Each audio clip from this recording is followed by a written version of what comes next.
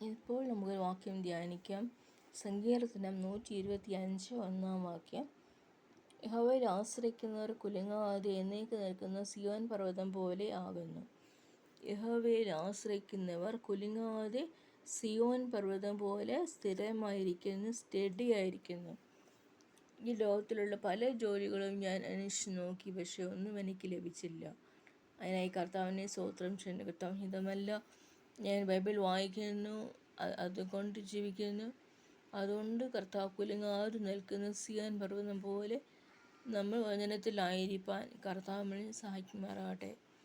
നമ്മൾക്ക് ഈ ലോകത്ത് പല പ്രയാസങ്ങളും ദുരിതങ്ങളും നിന്ദകളും കഷ്ടതകളും ഉണ്ട്. അതിന് മധ്യത്തിൽ കർത്താവ് നമ്മളെ അനുഗ്രഹിക്കുന്നതാണ്. നമ്മൾക്ക് ദൈവം പ്രതിഫലം തരും, നിശ്ചയം പ്രതിഫലം തരുന്ന ഒരു കർത്താവ്. സിയോൻ പർവ്വതം പോലെ നാം ആയിരിക്കാൻ നമ്മളെ സഹായിക്കട്ടെ.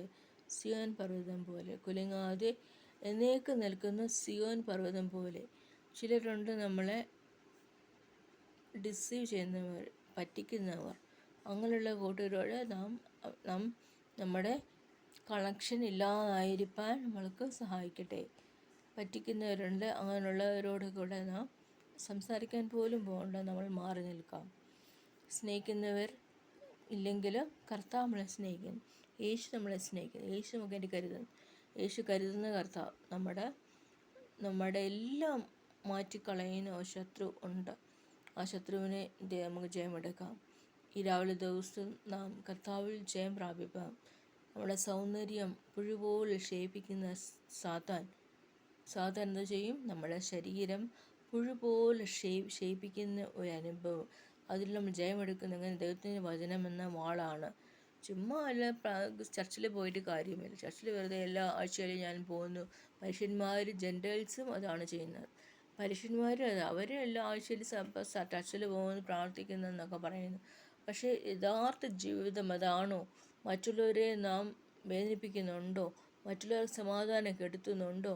മറ്റുള്ളവരെ നാം കരുതുന്നുണ്ടോ? ഇല്ല. അങ്ങനെയാണെങ്കിൽ നിങ്ങൾ ചർച്ചിൽ പോയിട്ട് പോലും നിങ്ങൾക്ക് അസ്വസ്ഥത കിട്ടാൻ പോകുന്നില്ല. ചർച്ചിൽ വെറുതെ പോയിട്ട് കാര്യമില്ല. നിൻ്റെ സഹോദരനെ സ്നേഹിക്കാത്തവൻ കാണപ്പെടാത്ത ദൈവത്തെ സ്നേഹിക്കുമോ? കാണപ്പെടാത്ത ദൈവത്തെ നാം സ്നേഹിക്കുന്നുണ്ടോ? എങ്ങനെയാണ്? നാം കർത്താവിനെ വിളിക്കുമ്പോൾ.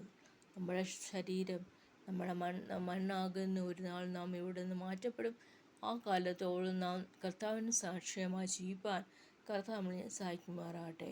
നമ്മുടെ സൗന്ദര്യം പുഴുപോലെ ക്ഷയിപ്പിക്കുക ശത്രുവിൻ്റെ അപ്പോര ഈ ദിവസങ്ങളിൽ മാറ്റിക്കളയുവാൻ ഇടയാകട്ടെ. നമ്മളെ സ്നേഹത്താലും സന്തോഷത്താലും സൗന്ദര്യത്താലും നിറയ്ക്കുന്ന ഒരു കർത്താവാണ്. എസ്തർ രാജാത്തെ അനുകരിച്ച ദൈവം നമ്മളെ അനുഗ്രഹിക്കും. എസ്തറിനെ അനുകരിച്ച ദൈവം, ദാനിയേലിനെ അനുകരിച്ച ദൈവം, യാക്കോബിനോട് കൂടെ ഇരുന്ന കർത്താവ്, ഇസാക്കിൻ്റെ കൂടെ ഇരുന്ന കർത്താവ്, മറിയയുടെ കൂടെ ഇരുന്ന കർത്താവ് നമ്മളോട് കൂടെയുണ്ട്. യേശു നമ്മോട് മണവാളൻ എന്നേക്കുമായി നമ്മുടെ ജീവിതത്തെ സ്നേഹിക്കുന്നു, നമ്മളെ കരുതുന്നു, നമ്മൾക്ക് സൗന്ദര്യം തരുന്നു, നമ്മൾ സന്തോഷം തരുന്നു, സമാധാനം തരുന്നു, കരുതുന്നു, നമ്മൾക്ക് പൈസയാൽ നിറയ്ക്കുന്നു, നമ്മുടെ ജീവിതം പണിയപ്പെടുന്നു. ഇതെല്ലാം യേശുവാൽ സാധിക്കും. ആമേൻ, ആമേൻ.